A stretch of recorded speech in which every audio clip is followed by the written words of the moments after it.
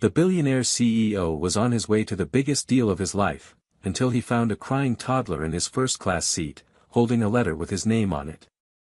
Henry Winston moved through the private boarding gate like he had 1,000 times before, efficient, precise, and without emotion. His custom-tailored suit was crisp, his watch synchronized to Tokyo time, and his mind fully absorbed in the negotiation strategy he had mentally rehearsed the entire drive to the airport. This deal would be the biggest of his career. Billions were on the line, not just for the company but for his legacy. Everything had been coordinated to the minute. His assistant had ensured his favorite seat, 13A in first class, was reserved, and his files were loaded onto his tablet, ready for final review during the flight. There was nothing unpredictable about any of it. That was how Henry operated. Control was the foundation of his world. But as he stepped into the cabin and approached row 13, something jolted his routine. His seat was occupied. And not by a fellow executive or a misassigned passenger. A small child, a toddler, maybe 3 years old, was curled up in seat 13A, clutching a stuffed bear and crying softly into the fabric of the seatbelt. He wore a white cotton sweater that looked slightly too big for his tiny frame, and his shoes had clearly been taken off somewhere along the way. His face was flushed from crying, and his wide, tear-filled blue eyes locked onto Henry's with something that made the air catch in Henry's lungs. A flight attendant quickly approached, apologizing with visible confusion. She glanced down at the boy's boarding pass, then back up at Henry. The child's name wasn't listed under any reservation. There was no guardian on the manifest. No check-in alert. No explanation. Yet somehow, this boy had been assigned to seat 13A, Henry's seat. Security was being called. A gate agent was on their way. The captain had been notified. Henry should have been frustrated. He should have insisted on immediate resolution and moved on to another seat, focusing on the billion-dollar deal awaiting him across the ocean. But he didn't. Something stopped him. He didn't understand why, but instead of stepping back, he slowly sat down in seat 13B beside the child, watching him with growing unease. The boy had stopped crying now, but his lips still trembled. Clutched in his hand, almost unnoticed beneath the edge of his sleeve, was a folded piece of paper. A name was scribbled across the front in blue marker, Henry Winston. Henry's chest tightened as he reached out and gently took the letter, unfolding it with growing dread. The handwriting inside was uneven but familiar. He hadn't seen it in years, but he knew it instantly. Eliza. The letter was short, almost rushed, written with a shaking hand. If you're reading this, it means I couldn't go on. I'm sorry. His name is Thomas. He's yours. I had nothing left to give him, but you still have everything. Please don't leave him. For a moment, Henry couldn't process the words. They didn't make sense. Eliza. The woman he had once loved but left behind when ambition took priority. They hadn't spoken in years. She had vanished from his life so completely that sometimes he wondered if she had ever really been in it at all. And now she was reaching out, not for herself, but for a child. His child. He looked back at the boy. Thomas. The resemblance was impossible to ignore now. The shape of his jaw. The curve of his eyebrows. Those bright blue eyes, Henry's mother used to say they were like glass marbles. He had the same. He felt the plane around him fade into the background, the murmurs of confused passengers, the rushed steps of crew members, the mechanical chime of the boarding door. All of it dissolved into a single, undeniable moment. A child had been placed in his seat, with his name on a letter, and no one else in the world coming for him. The flight was grounded. Security needed answers. But Henry wasn't thinking about Tokyo anymore. He was thinking about Eliza, about the choices he'd made, and the boy now resting quietly against the seat with tear stains on his cheeks. This wasn't a mistake. It was a message. A call. A second chance. And for the first time in years, Henry Winston didn't know what happened next. All he knew was that he wasn't getting on that flight. The terminal was quieter than usual once the flight to Tokyo officially closed its doors without him. Henry sat in a glass-walled observation area overlooking the runway, his suit jacket draped over the armrest of a chair that suddenly felt far too stiff. Thomas was asleep beside him, curled up in a fleece blanket one of the attendants had brought earlier, his head resting gently on Henry's lap. Every now and then, his small hand would twitch, fingers grasping for something even in sleep. Henry didn't move. He didn't scroll through his phone. He didn't check emails. All he could do was sit there, unmoving, as the weight of the letter burned in his pocket. The gate agents had done their job. They notified the airline security, called in social services, and double-checked the manifest for any trace of guardianship. Nothing turned up. The name, Eliza Morgan, had triggered a match in the system. She had purchased a ticket under her own name weeks earlier, but never boarded. No luggage. No contact. No one waiting on the other end. She had quite literally disappeared, leaving only the boy, the letter, and a signature that Henry hadn't seen in nearly 4 years. The social worker who arrived didn't recognize him at first. He introduced himself politely, clipboard in hand, prepared to follow procedure. But once he heard Henry's name, something shifted. Everyone knew who Henry Winston was. CEO. Public figure. Fortune covers. Forbes lists.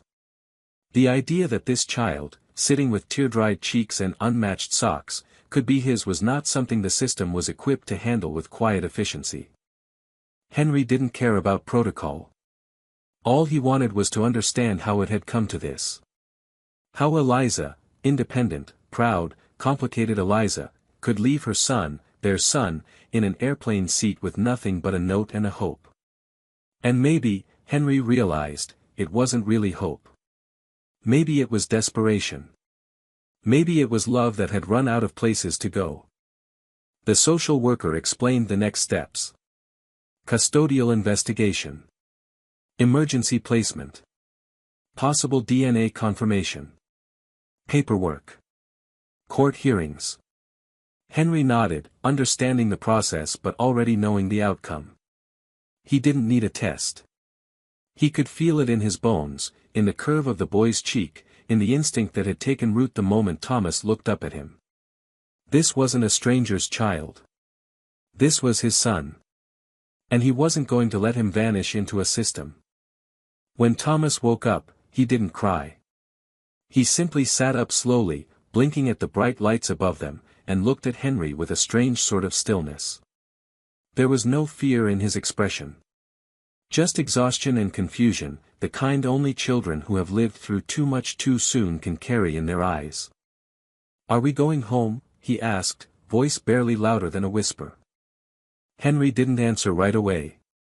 The word home struck something deep in him, something he hadn't felt in years. Home wasn't the penthouse with glass walls and a view of the skyline. It wasn't boardrooms or chauffeurs or curated dinners with investors. Home was wherever Thomas felt safe. And if Henry had any chance of becoming that place, he'd take it. "We're going somewhere safe," he said carefully. "Somewhere just for us." He took Thomas's hand, small, warm, still sticky from the juice box he'd been given earlier, and led him out of the terminal. His driver looked startled when he saw them, but didn't ask questions. Henry gave him a new address, one he hadn't said out loud in years. His mother's old house. It was nestled in a quiet neighborhood an hour outside the city, a place he had visited every summer as a boy before life pulled him into the current of ambition. The house had sat empty since she passed, its windows shuttered and garden overgrown. But it was still standing, still full of echoes, and still waiting. That night, Henry laid Thomas down on the old guestroom bed and sat beside him until his breathing steadied into sleep. He didn't open his laptop. He didn't call Tokyo. He just sat there, watching the boy who had arrived in his life like a storm, quiet on the surface, but deep enough to reshape everything. Outside the window, the wind stirred through the tall grass. Inside, Henry Winston, for the first time in his life, did not feel like a man chasing success. He felt like a man trying to become someone worth coming home to. The days that followed moved with an unfamiliar kind of slowness, as if time itself had paused to make room for something entirely new. Henry woke up early each morning, not to check the markets or prepare for a video conference, but because Thomas was stirring in the next room, murmuring softly in his sleep or padding barefoot across the hardwood floors looking for breakfast. The boy's presence filled the quiet house in a way that unsettled and soothed Henry at once. It had been years since he had lived with anyone else. He was used to silence, to perfect order. But now, every surface was slowly being taken over by scattered toys, stray crumbs, and the warm chaos of a child learning to feel safe. Henry made cereal on the first morning. He poured too much milk, used the wrong kind of spoon, and handed it to Thomas without realizing the bowl was freezing from the fridge. The boy didn't complain. He simply sat at the old wooden table, swinging his legs, and ate quietly, glancing up at Henry now and then as if trying to decide whether he could trust him. Henry sat across from him, still in yesterday's shirt, unsure of what to say or do, except that he couldn't look away. Every movement Thomas made felt surreal. It was like watching a distant memory play out in front of him, familiar, yet painfully new. In the afternoon, Henry took Thomas into town to buy him clothes, something warm, shoes that fit. The boy held his hand without being asked. At the store, the clerk tried to make small talk. "Is this your grandson?" And Henry's response caught even him by surprise. "He's my son." The words felt heavy and strange in his mouth, not because they weren't true, but because he had never said them before. He saw Thomas's face turn slightly toward him at that moment, his eyes widening just a little. The boy didn't speak, but something shifted in the air between them, a thin thread of connection pulling tighter. That evening, after Thomas fell asleep curled up on the couch, Henry walked outside into the cool dusk and sat on the front steps of the house, staring at the overgrown garden. He hadn't been back here in so long. The last time, he had been too busy, too impatient, too distracted by things that now felt embarrassingly hollow. He had missed so much. Not just the years he could have had with Eliza, but the little things, the first smile, the first word, the nights with fevers, the early drawings hung proudly on a wall. He thought about Eliza constantly. What had she gone through? What had driven her to that final decision, to put her son on a plane alone, carrying only a letter and a memory? She had always been strong, sharp, unwilling to be pitted or caged. She had loved fiercely, and he had once believed that would last forever, until he let ambition drown out everything else. Now all he had was the son she left behind, and the guilt that maybe, if he had stayed, things would have been different. But guilt wasn't useful anymore. Thomas didn't need apologies. He needed presence. Stability. Patience. Love. Henry didn't know how to be a father. Not really. But he knew how to stay. And that, he was beginning to realize, was more than enough to start with. The next day, he called the attorney handling the emergency guardianship process. He didn't want temporary custody. He wanted it permanent. He wanted every signature, every form, every evaluation needed to make it official. There were court dates to schedule, documents to file, a DNA test to confirm what his heart already knew. He'd go through all of it. Not out of obligation, but out of choice. A conscious, deliberate choice. When he came home that evening, Thomas ran to him with a drawing clutched in one hand. It was crude, drawn in thick crayon lines, but unmistakable.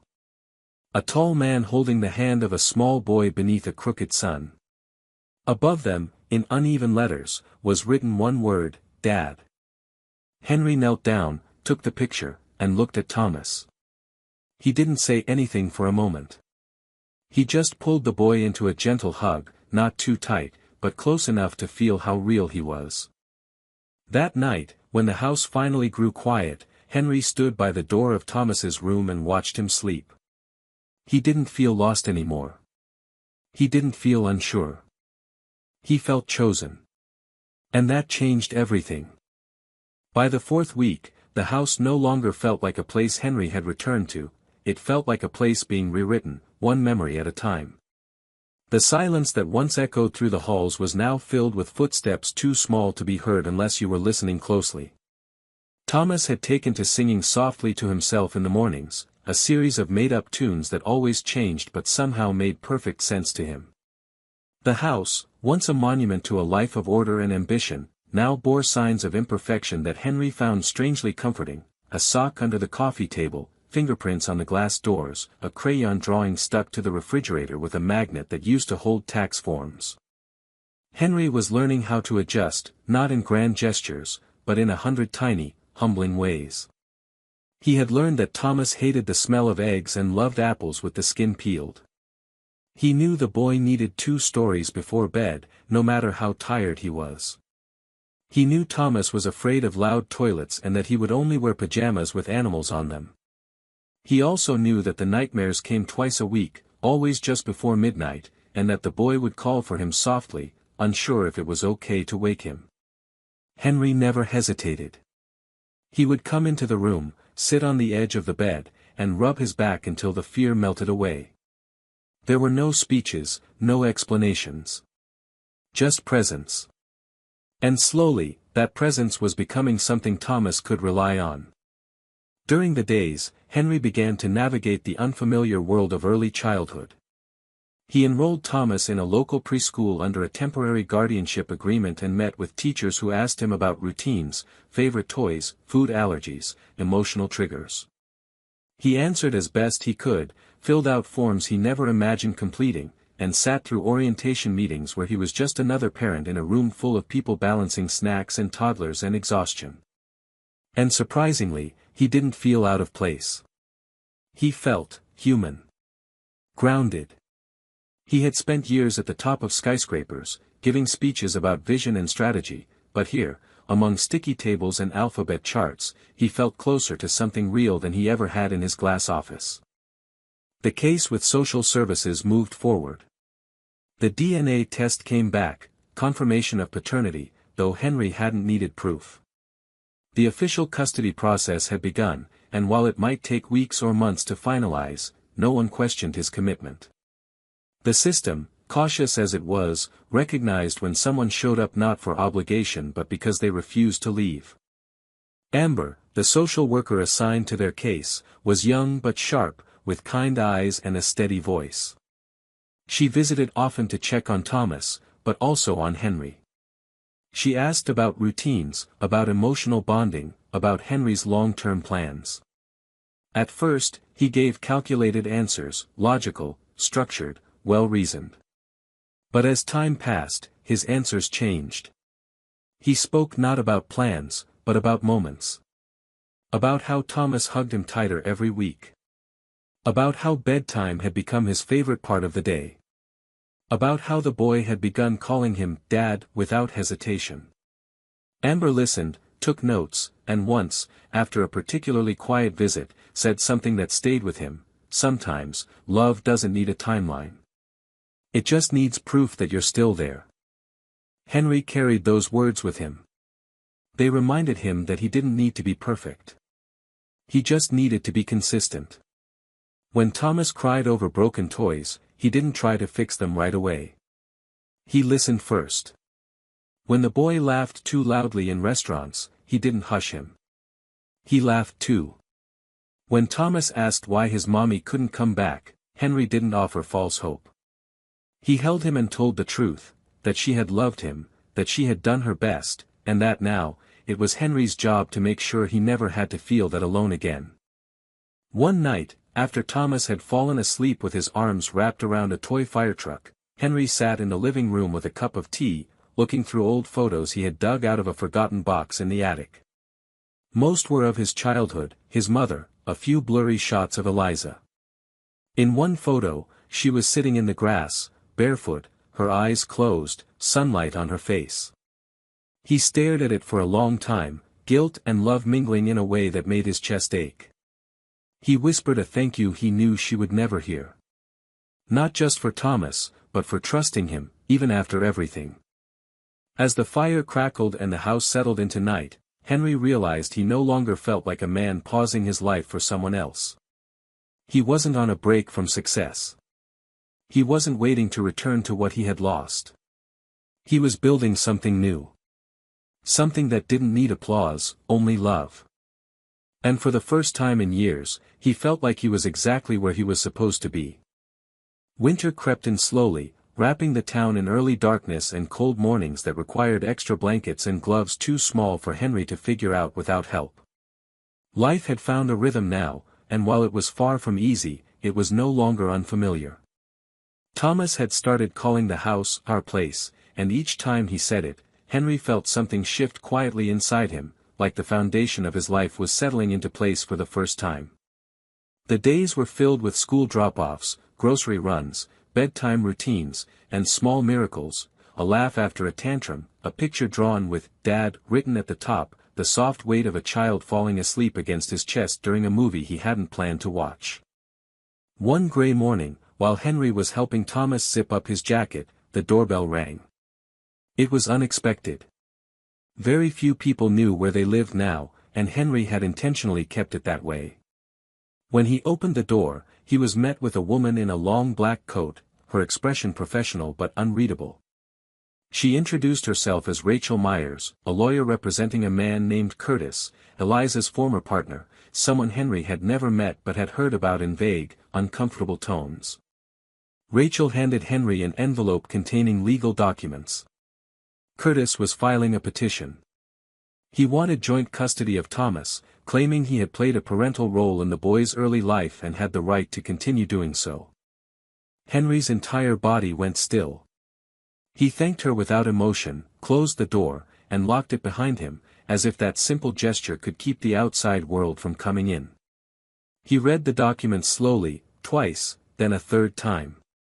The words felt sharp and clinical, filled with accusations that boiled down to one thing: doubt. Curtis claimed Henry had no real connection to Thomas, that he had shown up late, that his motivation was rooted in guilt, not love.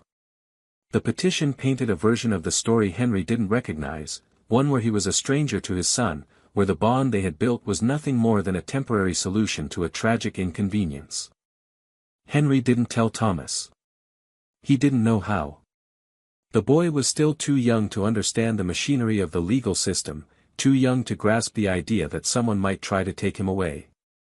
But Henry understood. He knew the courts would ask questions.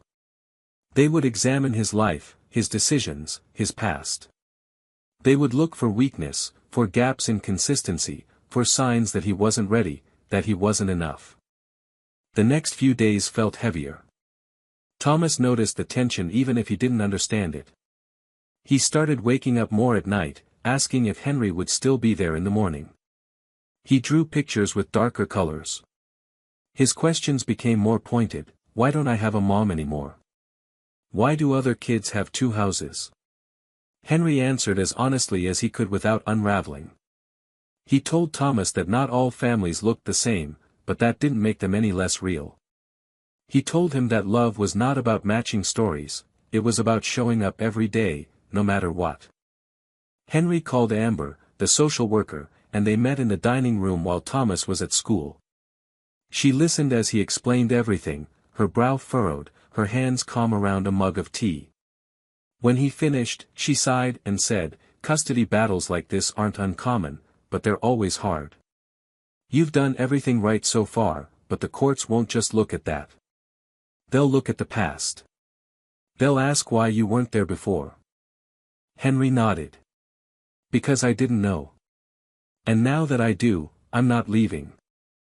Amber didn't smile, but her eyes softened. "Then keep showing them that. Not just the court, Thomas too." With her guidance, Henry gathered everything. Photos. School records. Letters from teachers. Notes from Thomas.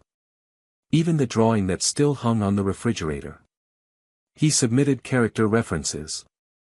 He met with child psychologists. He told his story without embellishment, just truth. The hearing was scheduled for mid-December. As the date approached, Henry found himself slowing down in the evenings. He would sit longer with Thomas after bedtime stories, run his fingers through the boy's hair, and memorize the shape of his breathing. He stopped checking his email entirely. The only schedule he followed was the one that revolved around school lunches and morning hugs. One night, while they sat on the couch watching a holiday cartoon, Thomas looked up and said, "If they make me go away, can I come back anyway?" Henry's heart cracked clean down the middle. He took the boy into his arms, held him tight, and whispered, "No one is taking you away. Not while I'm here." And he meant it. Every word. Because love, Henry had come to learn, was not always enough to stop pain. But it was enough to stand in front of it, hold the line, and refuse to let it win. The courthouse was gray and quiet on the morning of the hearing. Snow had started falling just before dawn, blanketing the streets in a thin, untouched layer that seemed to slow everything down. Henry arrived early, dressed in a dark suit that felt heavier than it used to, not because of the fabric, but because of the weight of everything it represented now. He wasn't here as a CEO or a public figure. He was here as a father, one who had spent every day for the last 2 months building something out of nothing, learning how to love a child who had been a stranger to him, and trying to become someone that child could count on without question. Amber met him at the entrance. She had a folder tucked under one arm and a tired but reassuring look in her eyes. They walked through the halls together in silence until they reached the family courtroom, a modest space with worn benches and soft lighting that felt more like a waiting room than a battlefield. On the far side of the room sat Curtis, the man who had filed the petition. He was taller than Henry expected, dressed well, his expression unreadable. He didn't acknowledge Henry. He just sat beside his lawyer, hands clasped tightly in front of him. The judge entered shortly after and asked for both sides to present their cases. Curtis's lawyer went first, reading from a prepared statement filled with vague but pointed claims. He painted Curtis as a long-time emotional presence in Thomas's life, someone who had stepped in when no one else did. He spoke of Eliza with respect, but also as someone overwhelmed by her circumstances. He implied that Henry had stepped in only when things became convenient and that his relationship with Thomas, though well-meaning, lacked foundation. Henry listened without interrupting. He didn't flinch when the lawyer described him as emotionally unavailable, or when he questioned the sincerity of Henry's motives. He had prepared for this. He had expected it. And when it was his turn to speak, he didn't read from a statement. He stood, looked directly at the judge, and spoke from the place where all of this had begun. He told the truth. He told them how he hadn't known Thomas existed until the moment he saw him on that plane. How the boy had been left with nothing but a note and his name.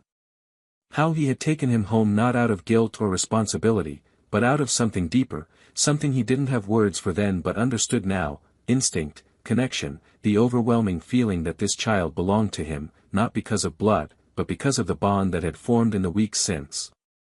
He talked about bedtime routines and scraped knees, about early mornings filled with cereal and coloring books, about the way Thomas had started calling him Dad without ever being asked to.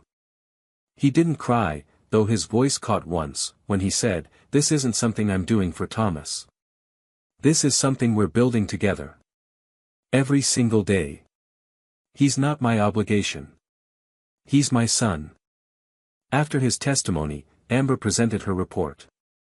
She spoke of Thomas's progress, of the emotional stability he had gained, of the strength of the relationship she had observed between them. She referenced the letters from Thomas's teachers, the consistent involvement in his life, and the way Henry had chosen to change the course of his entire world just to stay close to one little boy. The psychologist echoed her report, noting that removing Thomas from Henry's care at this stage would likely cause more harm than any possible benefit. The judge asked a few final questions, then called a short recess. Henry stepped outside into the hallway, leaning against the wall near a vending machine that flickered weakly in the corner. He felt empty, not from fatigue, but from the emotional cost of having to prove something he already knew in his bones. He wanted to be back home. He wanted to pick up Thomas from school and take him to the park and read him the same story 3 times in a row just because he asked. He didn't want to fight anymore. He just wanted to live. When the court reconvened, the judge returned with her ruling. Her tone was measured, but her words were clear. Curtis's petition was denied. Legal custody would remain with Henry, and the court recognized him as the primary guardian with full parental rights. There was no applause. No dramatic moment of celebration. Just quiet stillness and the sound of Henry releasing a breath he didn't know he'd been holding. Later that day, when he picked Thomas up from school, the boy ran toward him with the same unfiltered joy he always had. Henry knelt, caught him mid-run, and held him close, letting the cold air sting his eyes for a moment longer than necessary. He didn't explain what had happened in court. He didn't need to. He simply said, "Let's go home." And Thomas, smiling wide and warm against his shoulder, whispered back, "Our home." That was all that mattered. The weeks that followed the custody ruling felt like stepping into a new season of life, one Henry hadn't known he was waiting for. The tension that had quietly lived beneath the surface of every moment was finally gone. No more court dates. No more paperwork. No more watching every move with the fear that someone would question whether he belonged in his son's life. What remained was routine, not the kind dictated by business calendars and global meetings, but the kind made up of school pickups, spilled juice, bedtime laughter, and tiny socks that never stayed in pairs no matter how often he tried to organize them. Thomas had begun to change too. The fear in his eyes, the caution in his tone, the slight flinch when someone raised their voice, all of it began to fade. He smiled more, talked more, asked more questions. He had started drawing daily, pictures of their house, of the two of them holding hands, of rockets and dogs and sometimes things he couldn't explain but always called ours.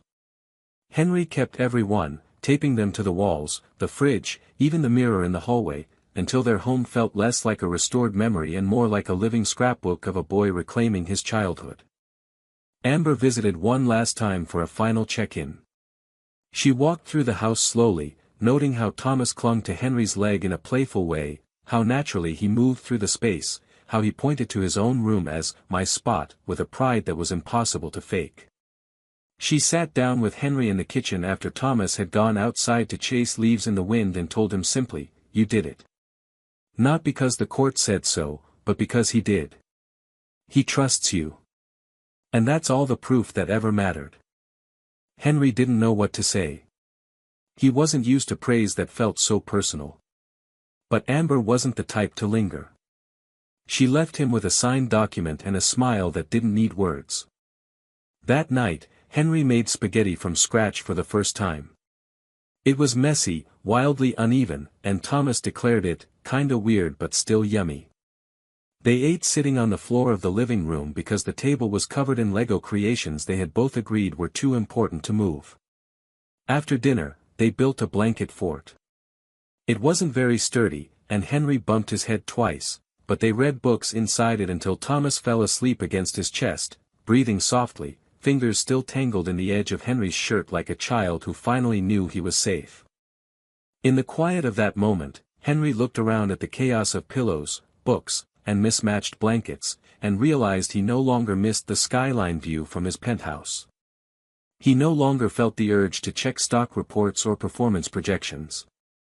He didn't crave the approval of investors or the thrill of closing another impossible deal. He had traded all of that for something far simpler and infinitely more profound, a life made up of presence, of shared moments, of unconditional love offered without expectation. He thought of Eliza more gently now. Not with guilt, but with gratitude. She had made the hardest decision of her life to ensure that Thomas had a chance. And somewhere deep in his bones, Henry believed she would have been proud of how it turned out. Not because he had done everything right, but because he hadn't run. Because he had stayed. As winter melted into early spring, Henry and Thomas began walking to school instead of driving. They talked about everything and nothing, about frogs and clouds and whether cereal should be cold or hot. On weekends, they worked on the backyard together, planting tiny seedlings that Thomas insisted would grow into trees taller than the house. Henry didn't argue. He let the boy believe in magic because, for the first time in his life, he kind of believed in it too. He was still learning how to be a father. There were mistakes, impatience, moments when he questioned himself. But there was no more doubt about whether he belonged in this life. He did. And every day, Thomas showed him that being a parent wasn't about doing it all perfectly. It was about being the one who stays, who listens, who shows up again and again. And Henry, a man who had once built towers out of steel and glass, was now building something even stronger, one bedtime story, one school project, one whispered, "I love you," at a time. Spring arrived quietly, with rain that soaked the streets and small bursts of green pushing up through the earth like promises. The world outside was waking up again, but inside Henry's home, it felt like something had already bloomed. There was a calmness in the way the mornings began now, a rhythm to the life they'd created that no longer felt temporary or fragile. It was real. Thomas had stopped asking questions like, "Will I stay here?" or "Are you leaving?" Instead, he talked about summer plans and whether they could build a treehouse, if maybe they could get a dog, and if Henry would come to his school talent show even if he didn't win anything. Henry said yes to all of it. They no longer needed the nightlight. Thomas no longer needed the lullabies whispered at midnight to fall back asleep. But sometimes, Henry still sat beside his bed, not because the boy needed it, but because he did. He had once feared he wouldn't know how to love someone unconditionally, that the years he had spent living for ambition had made him too hard, too distant, too unfit for something as soft and pure as fatherhood. But now, as he watched Thomas grow, taller, more confident, filled with opinions and imagination, he understood that love had reshaped him entirely. It had reached places no success ever could. One Saturday afternoon, Henry received a letter in the mail, one that caught him off guard. It was handwritten, postmarked from a small town he didn't recognize. Inside was a note from Eliza's sister, someone he had never met. The letter wasn't long. It simply said, "I don't know what happened between you and Eliza. She never talked much about the past. But I do know she loved that boy more than anything, and that she made the hardest choice a mother ever could. I think she'd want you to know that she hoped you'd find each other. Thank you for not turning away." Henry sat with that letter for a long time. He hadn't realized how much he needed that small piece of grace, from someone who had known Eliza when he hadn't. It didn't change what had happened, and it didn't ease the ache that sometimes still settled in his chest when he thought of her. But it gave him something else, closure, or at least a kind of peace. Later that day, Thomas found him sitting alone in the kitchen, the letter folded on the table. The boy climbed into his lap and, without asking what was wrong, wrapped his arms around Henry's neck. They stayed like that for a while. No questions, no explanations. Just a father and a son, holding each other in the quiet certainty that they had found exactly where they belonged. That evening, Henry cooked dinner, nothing fancy, just grilled cheese and tomato soup, Thomas's favorite. They ate on the porch, watching the rain taper off into a light drizzle. Thomas asked if they could go somewhere together in the summer, maybe a beach or a mountain or even just a cabin in the woods. He didn't care where, as long as it was with Henry. And Henry promised they would, that they'd go anywhere he wanted. It wasn't about the destination. It was about the time. Before bed, Thomas handed Henry a new drawing. This one had more detail than usual, trees, a swing, a little red house with a sun above it. Two figures stood in front, one tall, one small. Both smiling. Above them, in blocky crayon letters, were the words, "Our beginning." Henry hung it next to the others. He no longer thought about the life he used to live, not with longing, not even with regret. That life had ended the moment he saw a crying child in seat 13A, holding a letter with his name on it. Everything that came after that wasn't a detour. It was the real path, the one he hadn't known existed. Now, he didn't wake up chasing deadlines. He woke up to little feet on the stairs, to sleepy voices asking for pancakes, to a life that was quieter, smaller, but infinitely more full. He had once believed that his legacy would be the buildings he left behind, the empire he built from nothing. But as he stood in Thomas's doorway that night, watching the boy drift to sleep with peace on his face and crayons still scattered across the bed, he realized that this was the only legacy that mattered. And in the deepest part of him, Henry knew he hadn't just saved Thomas. Thomas had saved him too. What makes the ending of this story so powerful is how quietly it speaks. It doesn't need a grand twist or a dramatic climax, because the real transformation happens slowly, through presence, patience, and love. Henry's journey from detached executive to devoted father is not only believable, it's deeply moving. It shows that healing doesn't come from fixing the past, but from choosing to show up fully in the present. The most touching part, for me, is how the story honors both the child's innocence and the adult's capacity for change. Thomas isn't just a symbol of redemption, he's a whole person who teaches Henry how to be human again. And Henry, despite his flaws and late start, earned something money could never buy: trust, connection, and the right to be called Dad. It's a reminder that the most meaningful legacies aren't built in boardrooms or measured in billions. They're built in bedtime stories, kitchen table drawings, and the quiet promise to never walk away.